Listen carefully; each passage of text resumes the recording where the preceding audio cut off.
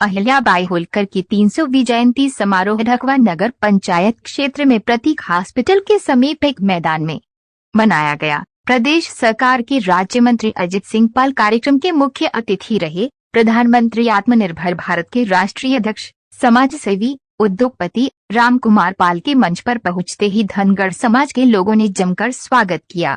एक रिपोर्ट रविंद्र मिश्रा के साथ। एक शौर्य फाउंडेशन भी है, उसके थ्रू मैं सेवाएं करता हूं लोगों की, समाज सेवा।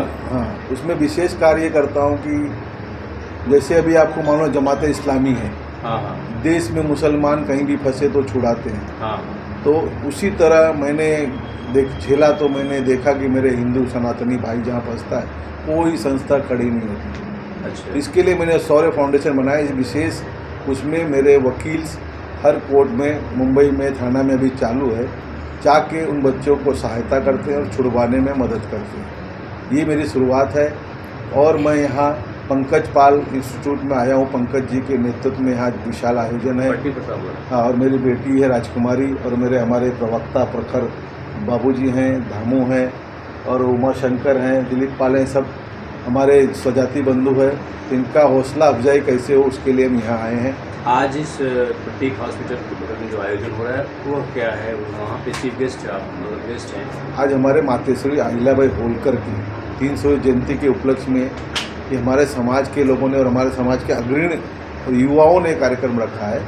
तो इसमें हम शामिल होकर सिर्फ उनका उत्साह बढ़ाना और आगे हमारा मातेश्वरी का कार्यक्रम कैसे हो, और उनका जो धर्म की देवी बनी है, तो धर्म की देवी से तो बहुत महान कार्य किए हैं, लेकिन उन्होंने धर्म की देवी बनकर सारे समाज का नेतृत्व किया। सारे समाज में आज उनका गुणगान होता है। सारे ज्योतिर्लिंग उन्होंने बनाए हैं।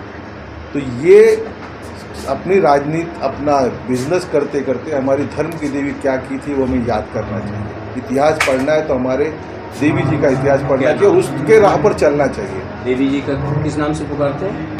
मातेश्वरी अहिल्याबाई होलकर। अहिल्याबाई होलकर। तो अहिल्याबाई होलकर मतलब सामाजिक कार्य, धार्मिक कार्य, पुनरुत्थान, शासन, ये सब उनके अंदर गुण था। तो आप क्या कहना चाहेंगे अपने समाज को, और कैसे जोड़ेंगे उनकी प्रेरणा लेते हुए? वही मैंने आपको कहा ना, उनके बहुत गाथाएं हैं, बहुत चीज़ें हैं। वो दंड के लिए तो अपने बेटे को भी दंडित की थी, लेकिन हम कहेंगे धर्म की देवी बनी थी तो पूरे सनातन धर्म को लेकर चली थी। हाँ। उसीलिए आज पूरा सनातन, सारे धर्म हमारे अहिल्या देवी माता को मानता है। सारे देश भर के ज्योतिर्लिंग उस जमाने में, आज का दौर और कल का दौर अलग था। उस समय अंग्रेज और मुसलमानों का दौर था। उस दौर में खड़ा होना कितने बड़े साहस की बात है।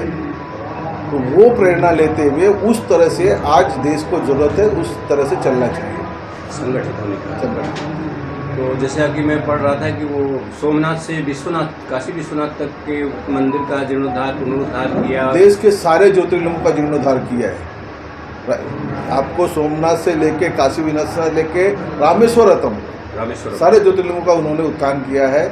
इसीलिए उसको देश आज याद कर रहा है। आज की सारी सरकारें याद कर रही है, सारे लोग याद कर रहे हैं। एमपी में तो अहिल्याबाई होलकर का बोर्ड भी बना है। बोर्ड बना है। तो अपने धनगर समाज, पाल समाज से आप क्या अपील करना चाहेंगे? राजमाता को उनसे प्रेरणा किस तरह से लें, क्या करें? यही बताया मैंने आपको, इसी प्रेरणा लेते हुए उसी के पथ पर चलना है और अपना जो भी है वो अपना उजागर करिए, अपनी राजनीति करिए, बिजनेस करिए, उद्योग करिए, लेकिन उनकी दी हुई प्रेरणा को लेकर चलिए। यही आज के मेरे समझ से बात है।